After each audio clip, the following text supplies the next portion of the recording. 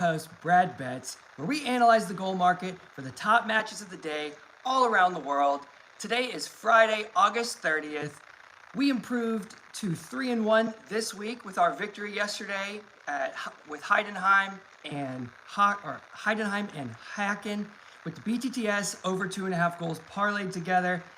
Today we're going to highlight Kazakhstan. We're going to follow by a best bet for this afternoon. We're also going to highlight a match tomorrow morning and then another best bet for Saturday morning. And then we're going to look at a match on Sunday. So without further ado, let's just jump straight into it. Well, right now in Kazakhstan, the BTTS has hit in 12 of the last 17 matches. So that's 12-5, sitting at 71% just under the last 3 match weeks. And then you look a little further deeper, BTTS has hit in 25 of the last 13. That's 66% just over the last 6 match weeks. So regular scoring, and in Kazakhstan, you're going to get some great lines. It'll be all around even money, -120. The worst you might get is a -130. So very favorable lines and really high scoring lately. However, with the over 2.5, it's just come in 18 of the last 29. So 18 and 11, that's just 62%, which is good numbers. But if you're choosing between one of the two, we definitely want to choose the BTTS over the 2.5 based on how frequently the BTTS hits versus the over 2.5.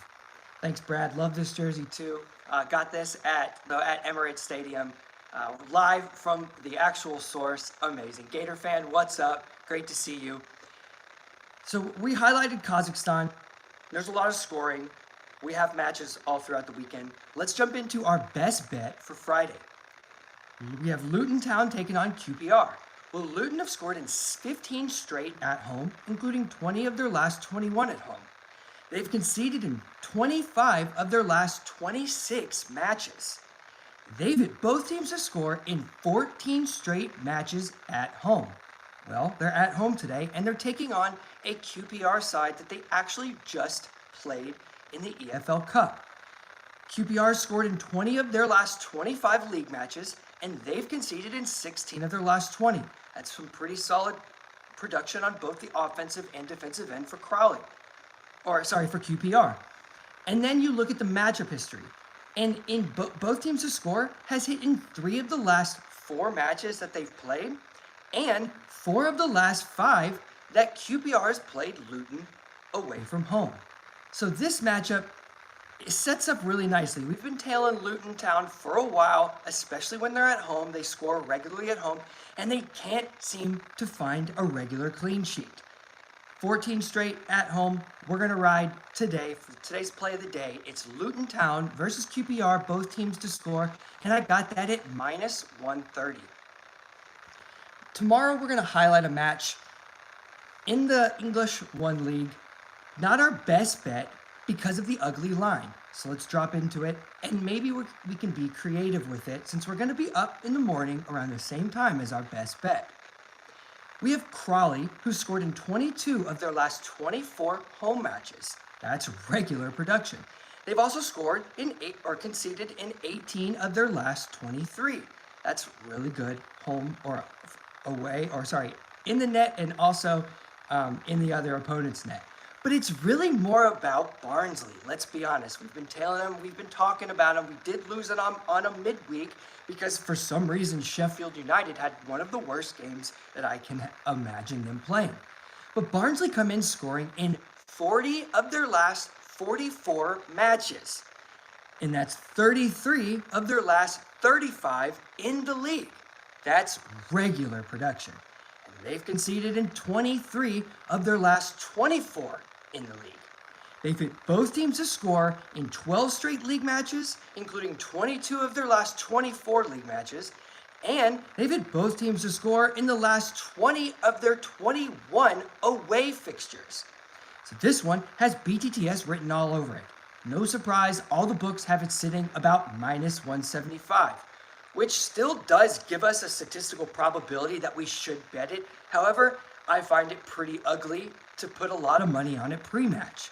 So there's a couple different ways that we can go about doing it. There's one plan of attack. It's betting by the dip. You put half of your bet at the start of the match on that 175. As the line drops, you then put the other half on the bet if you get a minus 120, minus 110. Then that bet becomes around a minus 140 or minus 150, something that is way more acceptable. So while I don't want to go after the over 2.5 in this match, mostly because Barnsley are coming off a midweek fixture, they could potentially not have to push as hard. So I want to sit on that BTTS, and I'm either going to take the bet and buy the dip, or I'm going to see what that line is pre-match. If that line overnight, which sometimes lines do, they tend to come down. If it comes down a little bit, we can buy a little bit of that juice. If not, we're just going to take the same plan of attack going into tomorrow. So it is one that we're going to play because it's a fantastic opportunity to cash, but we're going to look for a little bit better juice, which makes this not the play of the day. So pay attention tomorrow morning. We could look for a live bet in the Telegram. So let's just be mindful of Barnsley.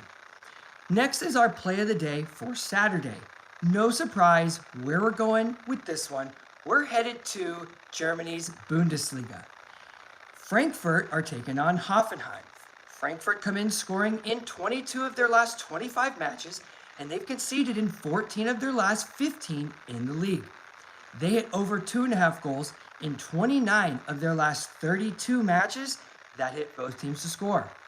They're taking on a Hoffenheim squad who scored in 46 of their last 53, and they've conceded in 37 of their last 38. That is regular production. They've hit over 2.5 goals in 34 of the last 39 matches that they hit both teams to score. Regular production, both ends. You've become accustomed to seeing Hoffenheim find the net, but also defensively, shambolic. They love to let in goals, which is a great team that you want to back. But what we love more than anything else besides these stats that I've just listed out, it's the matchup history between one another. And in 9 straight matches that Frankfurt played Hoffenheim, both teams to score and over 2.5 goals came in. So this is my favorite bet by far on Saturday. It's the both teams to score and over 2.5 goals parlayed together. But I also want to put this on a bet split because I've seen in the last 6, or I think it was 5 or 6 matches that they've played one another, it's also hit that over 3.5 goals. One team has been able to hit 3 goals. So I'm going to take my BTTS over 2.5 at minus 130, put half of a unit on it, and I'm going to put my other half a unit on the minus 140 over 3 Asian total, which means that if, for instance, Frankfurt come out, score 3, we get that money back. We would lose our parlay, but we would push the other half. And I think that's a very safe way to look for 3 goals in a match. So I'm taking a bet split again, BTTS over 2.5 at minus 130, and the over 3 at minus 140 Asian total. And then on Sunday, I just wanted to highlight a match. Don't have a best bet just yet. There's a lot of matches that I have my eye on, but Saturday line movement matters a great deal for the way I bet. It's going to affect a lot of what happens. I also need to see a lot of these lineups. We've seen a lot of rotation, especially in the MLS and some of these other leagues. We want to make sure that these guys are actually in the lineup. But what we're going to highlight on Sunday is a no-brainer here. It's Norrköping taking on Häcken in the Swedish league. We've been cashing on Häcken over and over and over again. We cashed on Norrköping last week. Norrköping come in scoring in 25 of their last 28 and conceded in 30 of their last 35. Again, regular production. Over 2.5, 13 of their last 18, finding a lot of goals. But it's Häcken. Scored in 16 straight, 24 of their last 26, conceded in 43 of their last 47. BTTS in 38 of 46, over 2.5 and 38 of 45. They hit both teams to score in 5 of the last 6 times that they've faced Norrköping, and over 2.5 hit in 5 straight matchups. 6 straight matches hit a first half goal as well. So when you look at this matchup, there's goals flying in both early, late, all around, both ends. It's a really difficult match to find value on because the BTTS over 2.5 parlayed together is an ugly minus 170. That's just not playable for something with that much variance. So we're going to wait a little bit more, maybe Sunday night, Sunday morning, Saturday night, see where that line is. But if it gets down to it, what we can do is you can take that BTTS and over 2.5 on DraftKings, and you can parlay it with a first half goal, and it does push that line to -140. And you do expect to see all of those numbers hit.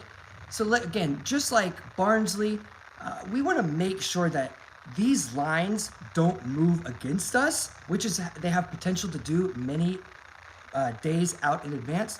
So let's be mindful of that Hacken line and drop in on it if we can, and look for the telegram for a possible best bet. Again, there's so many matches this weekend. I tried to highlight 4 of our best, including a league that has been absolutely popping.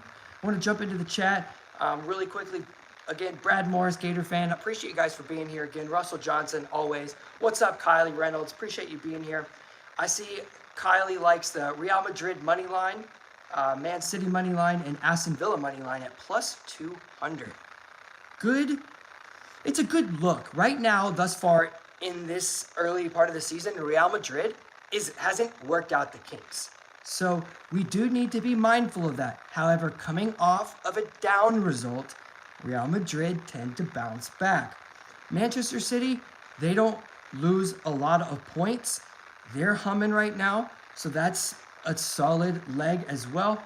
But with Aston Villa, they're a team that is so defensively leaky that they can all of a sudden let something in the end and ruin that money line parlay. So maybe think about taking that Aston Villa draw no bet as a leg, just for maybe a little bit of a safety net. It might knock the juice down, but that is an opportunity. Brad Morris, the Telegram is actually a link underneath my X profile, and you can directly link to that. It's free. I send out bets regularly. I haven't as much the past week, truthfully, because I've been trying to hone in on this project right here, make it as successful as I can. But this weekend is going to open up a lot of time. There should be a lot of opportunities. There's a lot of leagues just starting. I haven't thrown that many bets as I would on a normal weekend because it's so early. There's still a lot of variance.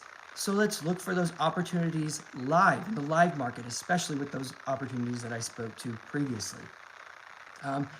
Thanks for asking that question, Brad. It was a great segue. Eddie, that's where the Telegram is. Thanks for asking as well. Kylie, Chelsea money line at over 1.5 or 2.5. I don't hate Chelsea money line. However, so right now with Crystal Palace, they're not playing their type of soccer. They are getting chances. The EXG is there, but the last match that they scored in was an own goal, and then previous to against Brentford, and then they didn't score even though they had plenty of chances in their last match. You need to make sure that they're putting the ball in the net to start a season before you start putting your money on them.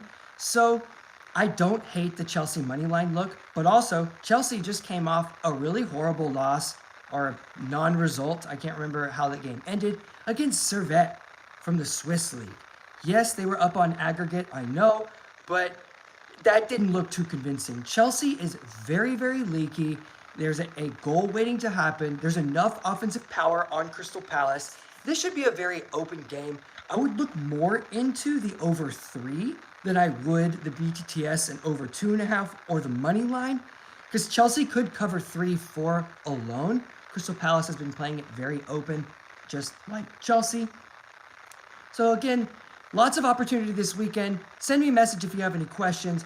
But as we finish 3-1 this week, headed into our final Friday and our final day of our first week, I just want to say thank you to those who have shown up for us, who have supported, who have cashed with us this week, who have liked, shared, and subscribed. Appreciate it. It means the world. It's the only way that this channel has a chance to grow.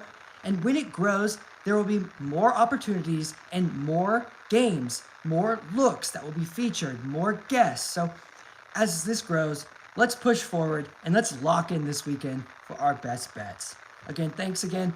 Welcome, as this concludes our first week and our first week and first 5 episodes of Shots on Target with your host, Brad Jacobs, Brad Betts. Appreciate you guys. I'll holler at you guys this weekend.